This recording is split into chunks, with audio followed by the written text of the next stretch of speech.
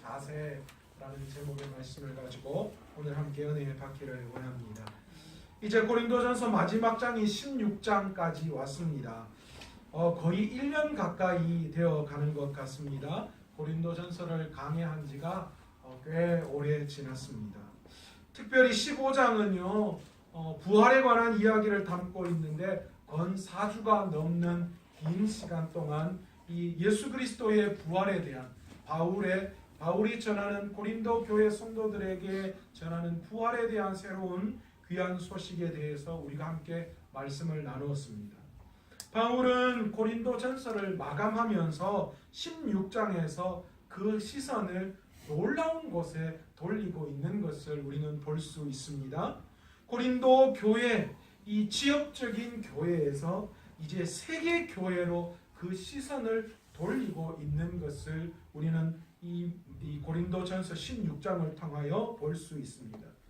바울은 사실 편협하고 독선적이고 배타적인 유대교에서 자라났습니다. 그러니까 그런 생각을 가지고 자라났기에 그런 아주 편협하고 배타적이고 독선적인 그런 생각을 가지고 있었던 사람이었지만, 그러나 다메섹에서 예수 그리스도를 만나고 난 다음에 그의 시선이 완전히 바뀌어졌어요. 이방인의 사도로서 이 복음 안에서 언제나 세계 전도를 품고 세계 교회를 품고 살아갔던 사람이 바로 바울 사도였습니다. 우리는 어떻습니까? 우리의 관심사는 무엇입니까?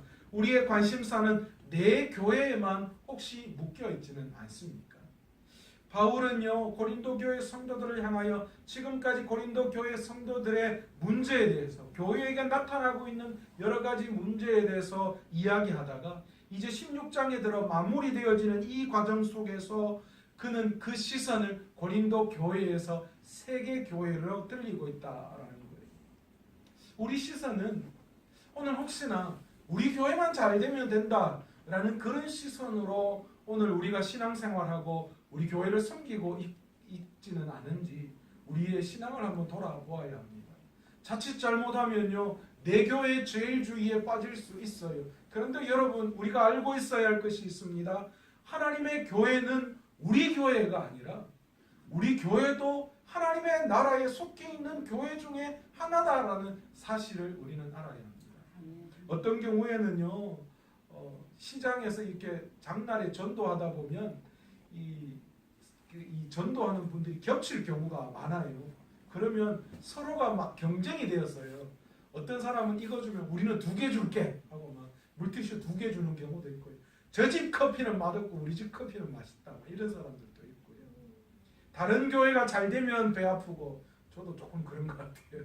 옆집 교회가 잘 된다 그러면 괜히 배 아픈 것 같고 그런 마음이 드는 경우가 있어요. 그런데 여러분, 우리 교회가 그렇게 해서는 되겠습니까? 이 지역에 우리 교회는 불같이 성령의 역사가 일어나고 다른 교회는 다 그냥 시들시들 메말라야 되겠습니까? 과연 그게 하나님이 원하시는 부흥일까요?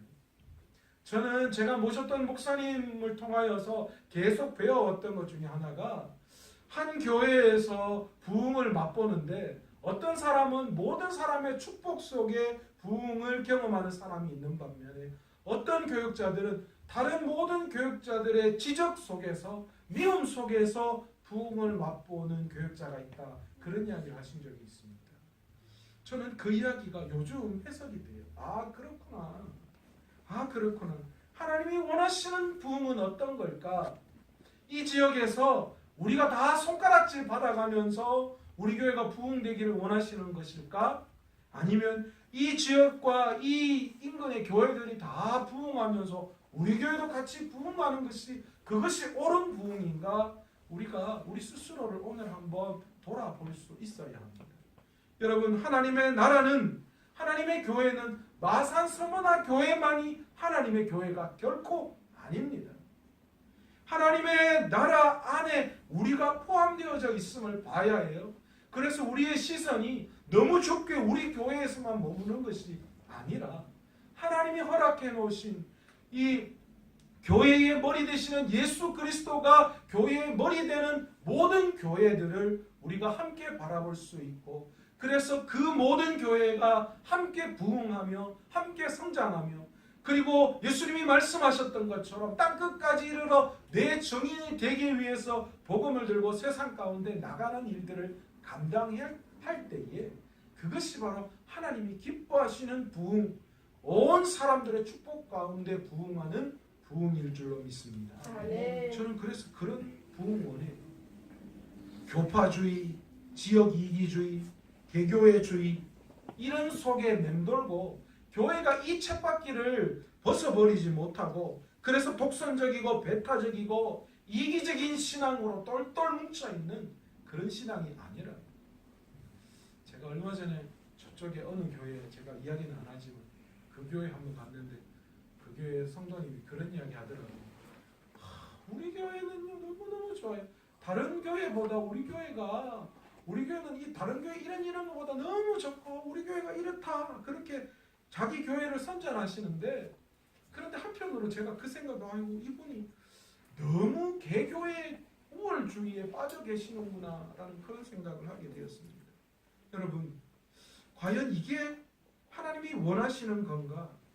우리가 지금 생각하고 있는 부흥이, 우리가 지금 생각하고 있는 그런 신앙과 믿음이 과연 우리의 시선이 어디에 머물러 있는지, 오늘 이 시간 말씀을 통하여 우리의 시선을 한번 바라보고 그 시선, 믿음의 시선을 넓힐 수 있는 저와 여러분 되시기를 원합니다. 네. 바울이 오늘 16장에 와서 언급하는 지역들을 가만히 보십시오. 뭐라고 이야기하고 있습니까? 그리고 그 등장하는 인물들을 가만히 보십시오. 지역은 갈라디아, 유대, 예루살렘, 마게도니아, 아가야, 아시아, 이렇게 온 이 이방 땅 인근을 다 지적하고 있는 걸 볼 수 있어요.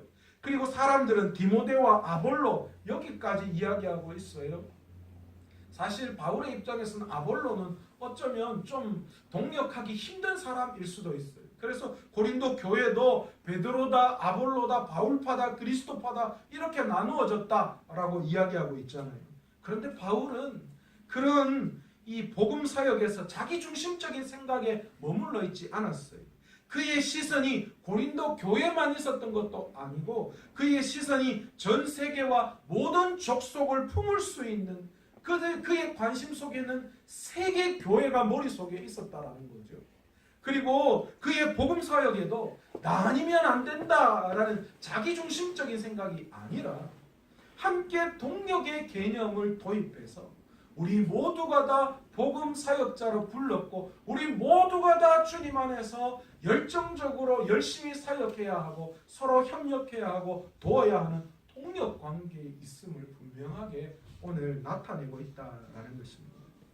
바울은 이런 시선을 가지고 제일 먼저 16장에 들어와서 뭘 이야기하고 있냐면 연보에 대한 이야기를 하고 있습니다. 이 바울이 이야기하는 연보는 단순히 헌금에 대한 이야기에 머물러 있지 않습니다.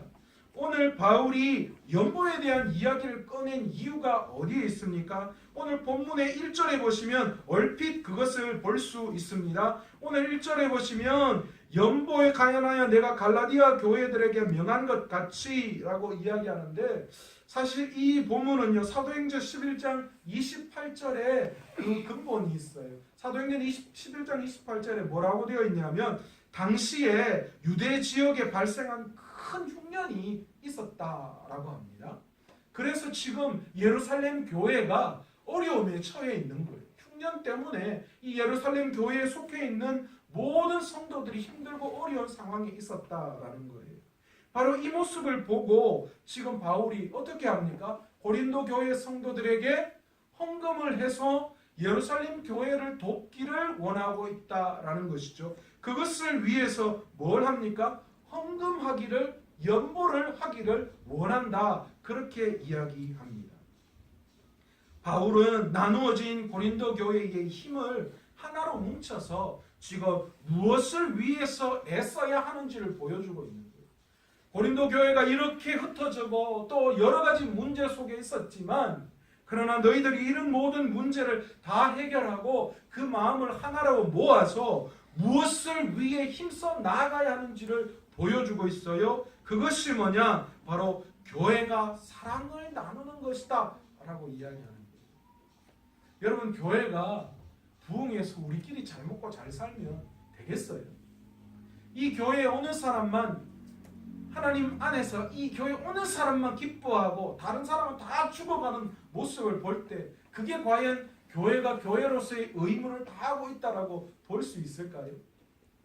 교회 하나가 경찰서 100개보다도 훨씬 더 영향력이 있다라고 이야기하고 주장하는 사람이 있는데, 과연 우리 교회 성도들이 교회 안에서 우리끼리 잘 먹고 잘 살고 즐겁고 행복하면 그만이다라는 생각을 가지고 있다면 과연 그것이 올바른 교회관이다라고 우리가 볼 수 있을까요?